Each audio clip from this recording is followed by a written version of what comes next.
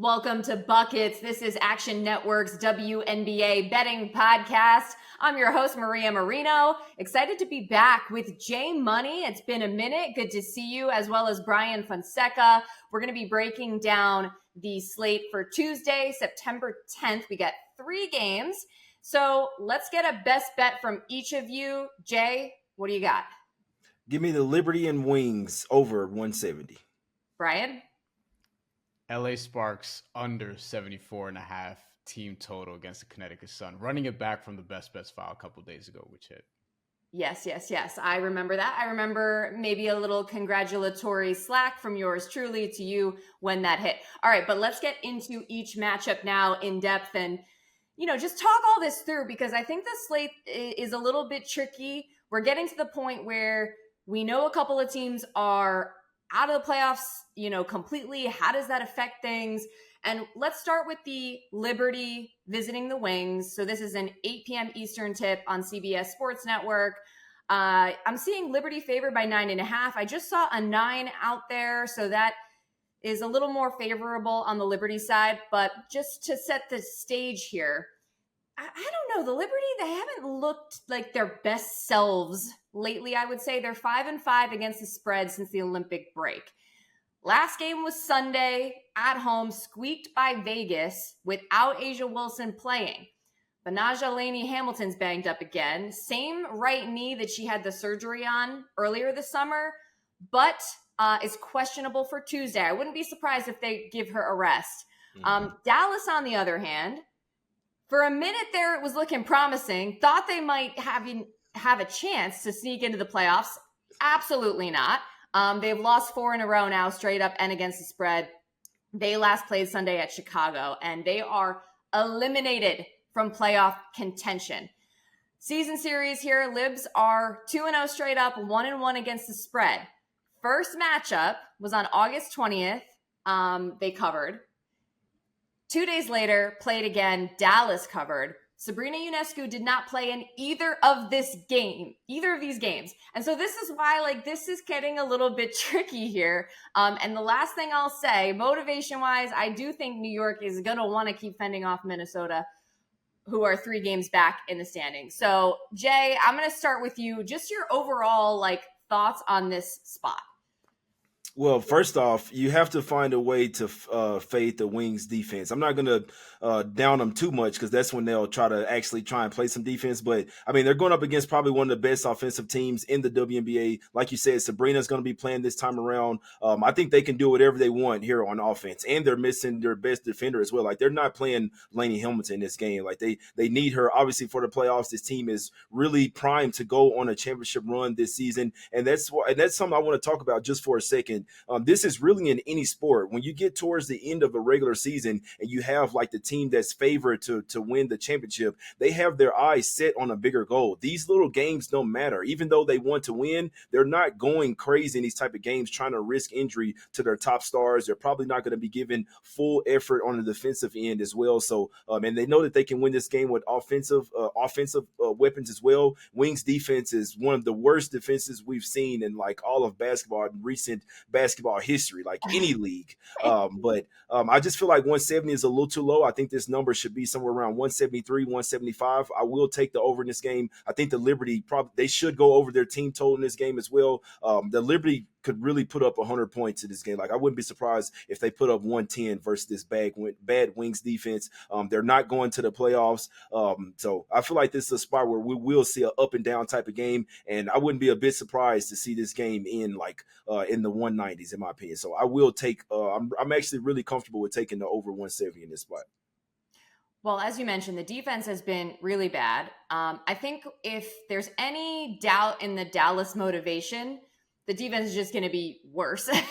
The first time they played, Liberty scored 94. Second time, they only scored 79. But again, that was 2 days after the first game. And that was when the Wings, still had a chance here at making the playoffs, and no Sabrina. Brian, give me your take on this game overall. I'm expecting Benijah Laney Hamilton to sit, just given what we saw last game. And why would you not be cautious in this spot, right, if you're at the Liberty? And I wonder who individually that benefits the most. You would think, okay, Arike Ogunbowale makes sense. By the way, her efficiency has actually been pretty good since the break. 44% from the field, which for her, I mean, that's well above where she's been for the season, which is 38%, closer to that, and averaging like 23 or so points per game, 23 and a half points per game during that stretch. And we're talking about a 10-game sample size. So this is legit. And, we'll see if that continues against a Liberty team that, again, is not going to have their best perimeter defender, but it's still going to be strong defensively, though I do like the over for this as well because of that. And I wonder what type of game Arike Ogunbowale is going to have in terms of her ignitable scoring. And is this going to be one of those games where it's like, all right, but Aisha Laney Hamilton's not there. Arike Ogunbowale goes for 30, which she's done, kind of regardless of who's been on her. But then she has these other outings where it's like you look up and she's 4 for 19, 2 for 11 from 3. And then all of a sudden it's like, okay, it's one of those games and the game kind of gets away from her and then Dallas has to look elsewhere. And with the Liberty, I thought Sabrina Ionescu, I didn't bet this, but I thought Sabrina Ionescu would have a better last game than she did in terms of efficiency. She came on late, which we talked about a little bit, Maria, before we started here. And I wonder if there's going to be carryover into this game as well. And just overall, like, to both your points, the Liberty should try to end this regular season strong. Like, you can kind of feel the last couple weeks, like, hey, are they letting go of the rope a little bit? Are they over the regular season? WNBA regular season is longer now than it used to be. Are they sort of like, all right, we're over this. We want to start smacking teams in the playoffs. What's going on here? So it makes me scared to sort of bet them. But I do think, like, this is a game that you should win. You should beat the Dallas Wings, who have been not great, to put it mildly, this season. Okay, a couple things. First of all, to Jay's point, I seem to remember last season, the Aces down the stretch of the regular season also looked a little bit fatigued, also looked like they were a little bit over it. They barely hung on to the number 1 seed. And what happened when the playoffs started? They dominated everybody. So I do think there's something there where the Liberty are like, yeah, we want to win this game. We're not going to kill ourselves. As far as Arike is concerned, she's one of those players that just wants to say F you to everybody and show she can just score and be incredible like she did at the All-Star game. She's just one of those players, like, she knows she's on a shitty team, but she knows she's really, really good and can score at will. But it's a little too volatile for me. I'm not necessarily going to bet her. I am interested in Sabrina just because the last game against the Aces, she did not shoot well from the floor. I think she was 6 of 21, 1 of 9 from 3. But I like how she had some really clutch baskets late in the game. She definitely helped them win the game. And I could see her just wanting to get that taste out of her mouth. And, like, they were not happy after the game, the Liberty, because they blew a huge lead. So I can see this being a little bit of a, hey, this is one of the worst teams in the league. Like, let's kind of get that out of our system and have a little bit of a bounce back here. So just taking a quick look at Sabrina, you can get her points, rebounds, assists over 28.5 at around -14. And she's gone over this 70% of the time over the last 20 games, 60% over the last 10. Like I said, we don't have a head-to-head with her for this season because she didn't play those other 2 games. But I think that could actually benefit her a little bit in terms of those players haven't played against her yet. So that is a lean that I have for this game. And as far as the spread's concerned, like, I'm going to keep an eye on that number. If it starts to dip a little bit more, I would consider betting the Liberty, but I'm not there yet at 9 just because what we saw the other night, like, they have big leads, but they don't always hold on to them. So that is my soliloquy about this game. Anyone have anything else to add before we move it on? I just know I'm not looking towards the Wings. That's all I know. I mean, I'm never looking their way. I'm sure that they can't wait for the season to be over, but I'm sure they'll probably try to bring their offensive game here. But let's just hope that Arike Sabali, they try their best to score here. But please don't try now to start playing defense. Let's just let this one sail over. But yeah, I think the Liberty put up 100 points in this game. Like, this is a get right offensive game. I think this one's flying over 170. Well, I like that thought, and that makes me like Sabrina even more, just because I feel like she's so key to what they do offensively. And I'll just say this, Jay is being a lot kinder on the air than he was offline discussing the Dallas Wings. I can I bet you can guess how he really feels about them in his heart of hearts. But let's keep it moving here. Brian, even though your bet is in the Sparks game, I just want to touch on the Lynx and the Dream here first. They're playing at 7:30 p.m. Eastern on NBA TV, and the Lynx are favored by 5.5. I mentioned to you they're 3 games back of New York, and Minnesota's been arguably the best team since the Olympic break. They're 9-1 straight up. They have lost 3 of their last 4 against the spread, interestingly. They last played on Sunday. They beat Washington 78-71 on the road. So both of these teams, I believe, both of these teams had to travel because Atlanta played the Fever on the road Sunday. That was a 104-100 loss in overtime. So they're playing a lot of close games. They have covered 3 of their last 4, 7-3-1 against the spread since the break. Minnesota's owned them in the season series, 3-0 straight up, 2-0-1 against the spread. But those matchups they last played in July. So kind of throw those matchups out the window. And then we know Atlanta is 1 game back of Chicago, who's currently in the 8th playoff spot. Now, keep in mind, Chicago holds the tiebreaker. So here's the thing. Yeah, I know. Wait. Hold on. Wait, Jay is making a prayer sign. Wait, what are you praying for here, Jay?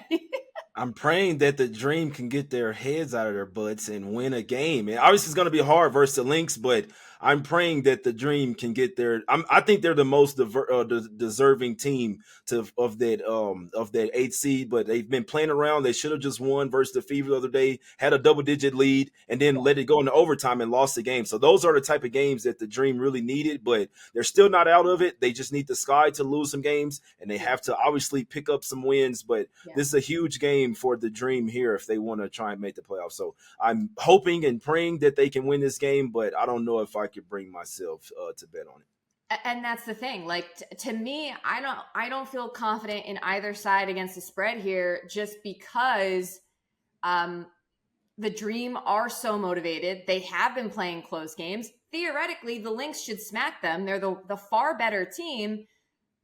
But I don't know. I'm still like, I'm still not sure about that. Brian, what do you think? Yeah, I mean, talking about teams that should win games, the Minnesota Lynx, who are jockeying for position in the standings right now, and we're talking about them being on the Liberty's heels in terms of best record, that chase for, this season. Like, yeah, they should be motivated to win this game, but the Atlanta Dream, they might be my least favorite team to bet on, just their games in general, because I just feel like The Dream I'm are the never, worst. yeah, I just try to stay away from them. Like, there's been so many times. I love Jordan Canada, real point guard stand up. But there's been so many Ryan times. Howard. Yeah, but there's been so Howard's many times where Jordan Canada is like 5.5 assists, and it's like, all right, I'll go over. She gets 5. It happens every goddamn time. And then the next game I look up and she has 6. There was a point where I looked at her game log, and I had been watching some Atlanta Dream games, and I'm like, why does she always end up with like 5, 6 assists? Am I tripping? So I looked it up, and there was a stretch where it was like 5, 5, 5, 6, 5, 5, 6, 6, 5, 5. Like this is what it was. It was crazy. Yeah. But yeah, I mean, for this game, I looked at Lynx at 5.5. I looked at the first half, which is, in that 3.5 range, because I feel like halves are kind of what you would want if you're looking at this. But I can't do it with confidence. There's a reason at the top of the show I didn't say anything about this game because, while I think the Lynx should win, the Atlanta Dream are a feisty team. They're going to play hard as hell. And while I do think the Lynx need this game just to continue to assert themselves, like, it's not going to be easy at all. And they're on the road. So, yeah. Well, just to clarify here, so the Lynx, they did not cover against Washington. They did not cover against Chicago. They did not cover against Dallas. Those are the last three of the last 4 games that they played. So that's what is giving me pause here. They're gonna win. They better win. I'll say Maybe, that. maybe, What? maybe. You said they better win. I'm like, maybe. Well, I mean, but also I like wouldn't be surprised. Jay I wouldn't be brought up surprised if the Dream. uh, I wouldn't be surprised if they upset them, this Maria. is I what I'm wouldn't be saying. surprised. they're Like, trying to keep their playoff hopes alive too.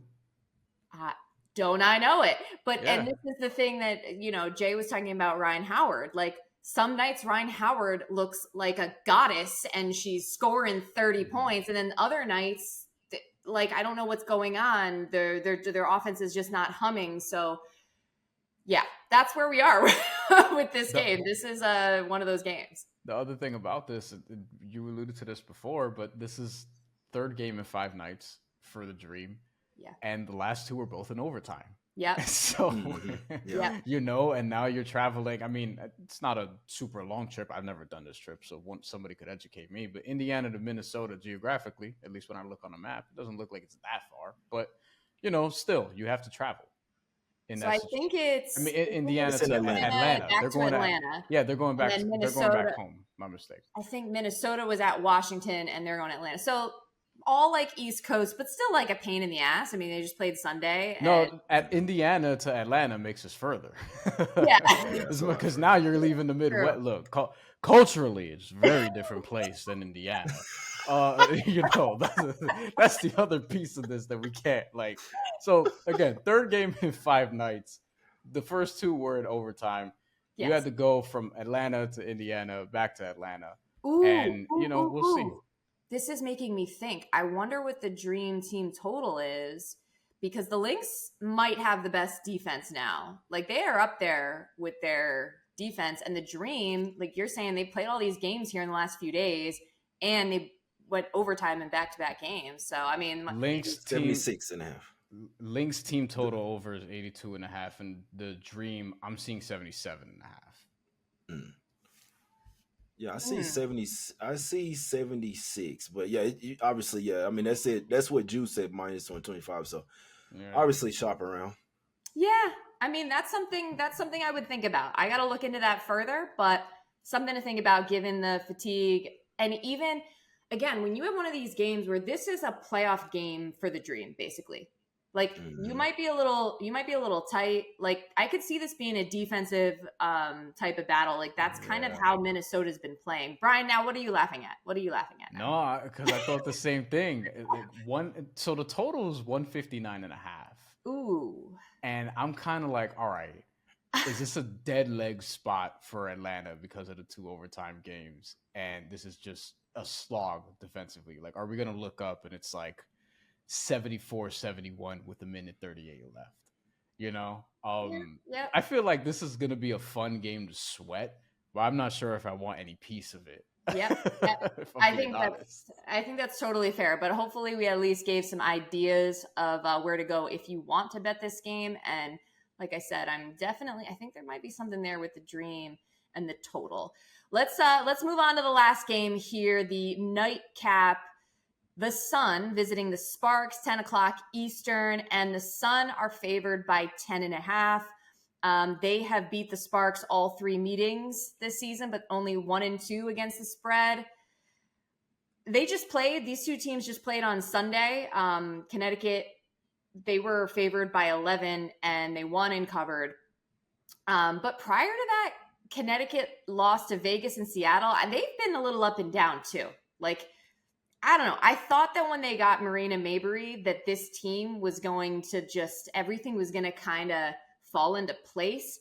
And there have been flashes of that, Jay, but then there are times where I'm like, they still haven't figured it out yet. Yeah, I don't know what to do with the Sun. I know earlier in the season they had started off undefeated, like 10, 11 straight games. They were smacking everybody. The coach is saying this team is ready. They're trying to go after a championship. And then you watch them, and obviously their offense is so can just underperform almost night to night. So I'm with you. I'm never really feeling comfortable with laying 10.5 points, double digits with the Sun, because like you say, they could just have these offensive droughts that could let a team back in the game. Now, last game the Sparks were in it for 3 quarters, and then they got outscored 24-9 in the fourth quarter and ended up losing by 12. Like, I mean, if you had Sparks plus 10.5 in that game, the whole game you're covering, and then the fourth quarter, it just they just snatched the money away from you, man. So But I mean, usually I like to take teams in these revenge spots, same arena as well. Right. After a couple days, I can only look towards the Sparks in this one. I know Brian likes a team total in this one, but as far as just the spread, I lean towards the Sparks here, like maybe first half, maybe early in this one, but because sometimes their offense can fall off a cliff as well. But I just feel like they have a lot of young, hungry players, and they Right. know that they're not in the playoffs. So these are games that they're just trying to build on the future, in my opinion. So I feel like the Sparks here once again might be feisty in this game, and I'd lean their way in first half and full game. Okay, now Brian, before we get your team total under, let me just respond to Jay real quick because I do kind of lean Sparks to cover here. I'll tell you why. First of all, shout out to our Action Network Director of Research, Evan Abrams. Double-digit underdogs are 36-16 against the spread this season. And even though we know the Sparks are out of playoff contention, they have already secured the highest chance of the number one pick. Seriously, at around 44%. So even if they win a game, I don't think they're still gonna, I could be wrong about this. The way I'm interpreting what I've read is even if they win or whatever, like they still have the highest chance of winning the draft lottery, right? Mm-hmm. And so to Jay's point, we know like Rakia Jackson's balling. Like they have good players. And it's so crazy to be not crazy, but I guess actually it's not crazy at all. Of course they secured the number one pick or the highest chance. 1 in 10 straight up since the Olympic break. That is absolutely abhorrent. And then, well, Brian, I'll let you respond because I want to look up this further context here from Evan that he sent me. I mean, okay, as it pertains to this game, the Sparks can cover, they can win. I don't care as long as they hit their under again. What's been quite profitable this year, at least for me personally, has been betting total team unders for teams who are playing against the Connecticut Sun. The Connecticut Sun, even though it doesn't look great, Navi is nice, but I'm a basketball masochist. I own it. I like defense. I like teams that sometimes have to grind out wins and win 70-68. It's kind of my bag. Okay. And the Connecticut Sun are very good at doing that. There are also times where they play that game and they actually lose. I think that's how they lost to the Seattle Storm fairly recently. They lost one of those two games that they faced the Seattle Storm recently. But regardless, the defense did have some slippage after the break once we got back to the point where I think in defensive rating as a team, they're barely, but they're now second to the Minnesota Lynx, to your point. So statistically, still an elite defense as far as WNBA goes. And they've played the LA Sparks 3 times this year, and the Sparks haven't gotten over 74.5 in any of those occasions. Last time out, the Sparks still got under, despite the fact that, I looked up and in the first half they had, I don't know, it was 45 points or something along those lines. And I was like, oh shit, they might actually destroy this over. And then in the fourth quarter, the Sun were like, all right, enough of this shit. You're only scoring 9 points. You're getting this under. And, the LA Sparks, they really, they struggled from shooting on the inside. From the outside, they were actually on fire early. I think in the first half, they were 5 for 8 from 3. And they ended the game at a more than respectable number. They were 50% from 3 to finish. And from the free throw line, they actually got 20 attempts, which, not easy to do against Connecticut Sun. They hit 16 of those, so that's 80%. So the LA Sparks actually had some good offensive metrics in their favor, still hit an under. So now in this game, I'm like, all right, maybe this is the one where the shooting actually isn't there for most of the game. And Rakia Jackson doesn't have a near career high because she had 23 points in this game. Her career high, I think, is 25. So just looking at under here, I think the Sun should win. I'm not sure they cover, but yeah, I think they should win. But I do think it's going to be a little bit of a slugfest. And if you're not confident in Sparks going under, I would probably look at the games under because the Sun tend to, listen, a lot of times they tend to just be sniffing around these unders. I don't know what the actual record is, but I feel like whenever I bet them, these games tend to be low scoring, which I kind of like. I'm not going to lie to you. All right.